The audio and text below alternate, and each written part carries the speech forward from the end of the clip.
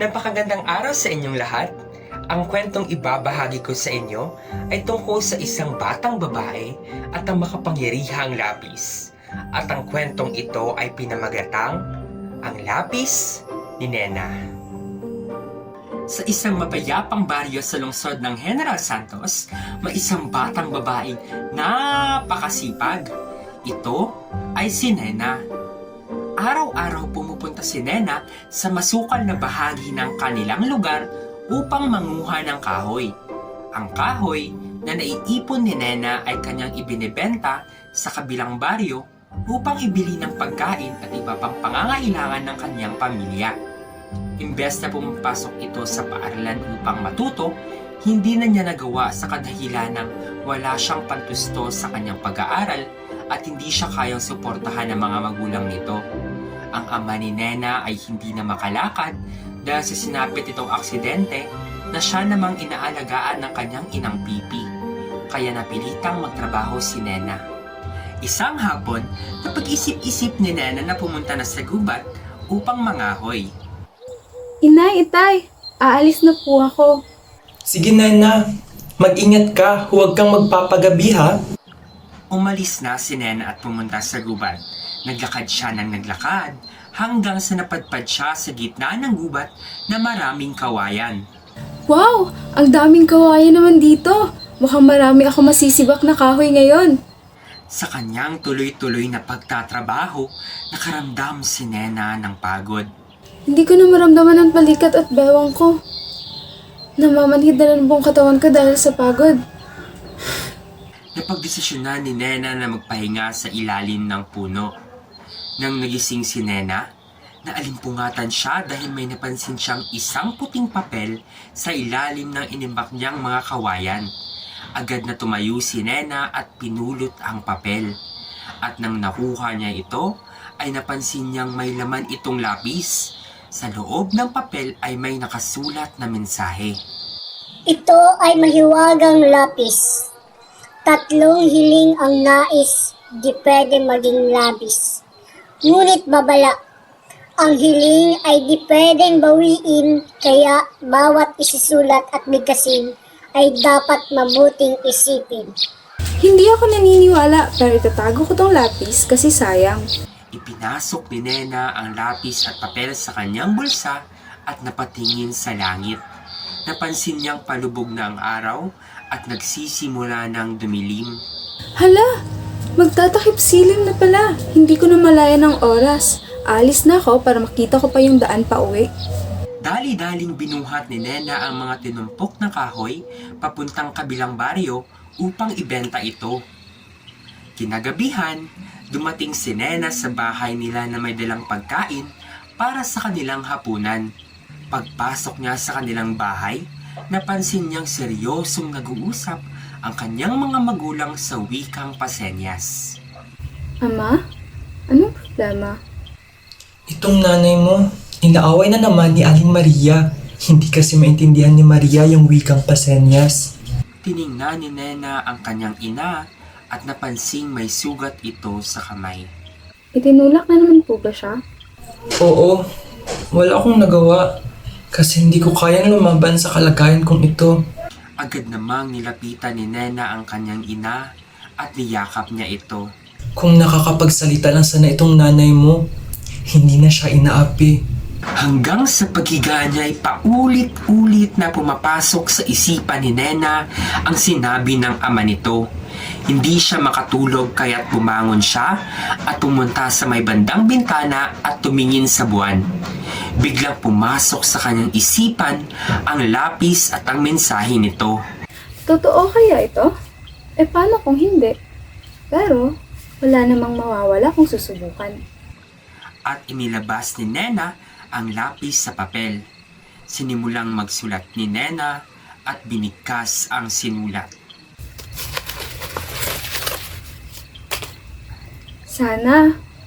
Sana, makapagsalita na si nanay. Nabigla si Nena nang biglang umilaw ang lapis. Sa gulat niya ay nakatulog siya. Kinaumagahan, nagising si Nena sa ingay sa labas ng kanilang bahay. Agad na tumayo si Nena at pumunta sa labas. Nang makalabas siya sa kanilang bahay, laking gulat niya nang marinig na sumisigaw sa tuwa ang kanyang mga magulang. Anak! Nakakapagsalita na ako! Himala! Narinig na ang ating hiling! Hindi makapaniwala si Nena sa kanyang natuklasan. Ito ang unang beses na marinig niya ang kanyang inang nagsalita. Totoo nga! Totoo nga may kapangyarihan ng lapis. Ano pang ginagawa mo dyan, anak? Halika rito! Himala ito nangyari sa nanay mo! Lumapit si Nena sa mga magulang nito at nagyakapan silang magpamilya. Nagduda man si Nena sa kapangyarihang taglay ng lapis, inamin niya pa din dito sa mga magulang niya. Inay, tay, may aminin po ako. Ano iyon, anak? Ang himala po ay nanggaling dito sa lapis. Anong pinagsasabi mo dyan, anak? Ordinaryong lapis lang yan. Totoo, tay. May kapangyarihan itong taglay. Pinasang muli ni Nena ang nakasulat sa papel. Ito ay mahiwagang lapis. 3 hiling ang nais, di pwede maging labis. Ngunit babala, ang hiling ay di pwedeng bawiin, kaya bawat isisulat at bigkasin ay dapat mabuting isipin. Tatlong hiling? Ilang hiling na ba ang nasabi mo? Sinubukan ko lang po kagabi kung totoo ang kapangyarihan nitong lapis. Kaya, hiniling ko na sana'y makapagsalita na kayo. Nagulat si Nena nang inagaw ng kanyang ina ang lapis. Kung totoo nga ito, hihilingin natin. Sana ay may balik na ang 2 paa ng iyong ama. Nang sa gayon ay makapaglakad na siyang muli. Sumang-ayon naman ang dalawa.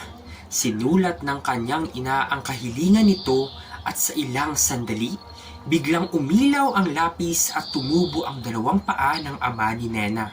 Pagkamangha ang naramdaman ng kanilang pamilya. Lahat sila ay nagulat sa mga pangyayari. Totoo nga! May kapangyarihan ang lapis na iyan!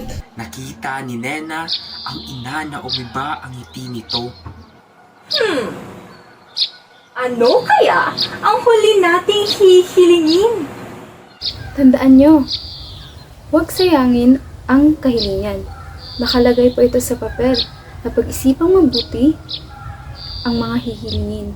Dahil gusto ng mga magulang ni Nena na makamit ang kanilang hiling, nag-agawan sila sa lapis. Gusto ko ng motor para makapagmaniho ako ulit! Gusto ko ng maraming alahas at ipapamukha ko kay Aling Maria na hindi ako kaawa-awa. Nay, tay, tumigil na kayo. Huwag na kayong mag-agawan. Sa sobrang pag-aagawan ng mga magulang ni Nena sa lapis, bigla itong naputol. Hindi na muling gagana ang lapis sapagkat ang pagkaputol nito ay siya ring pagkawala ng kapangyarihang taglay ng lapis. Kung di mo inagaw sa akin ang lapis, mayaman na sana tayo ngayon. Hindi ko akalain magiging makasarili kayo. Kayo naging sakim sa kapangyarihan. Ang nais ko lang na may isang masayang pamilya. Kontento na ako kung anong meron tayo. Kahit pa nga'y magtrabaho ako sa gubat upang mangahoy ay ayos lang. Laking pagsisisi ang naramdaman ng mga magulang niya. Hindi nila naisip ang sakripisyong ginawa ni Nena. Nabulag sila sa kapangyarihan at sa kagustuhang makamit ang kanilang pansariling gusto. Matawad, anak. Hindi ko naisip ang iyong kapakanan. Patawarin mo kami, anak, kung naging padalos-dalos kami sa mga kilos namin at hindi ka namin naisip. Naging malambot ang puso ng mga magulang ni Nena. Nag-iyakan sila at nagyakapan.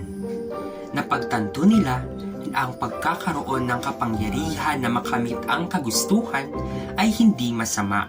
Kinakailangan lang na huwag magbalabis upang ang himala ay hindi lumihis. Ang mahika ng lapis ay naging isang pagpapala at isang sumpa.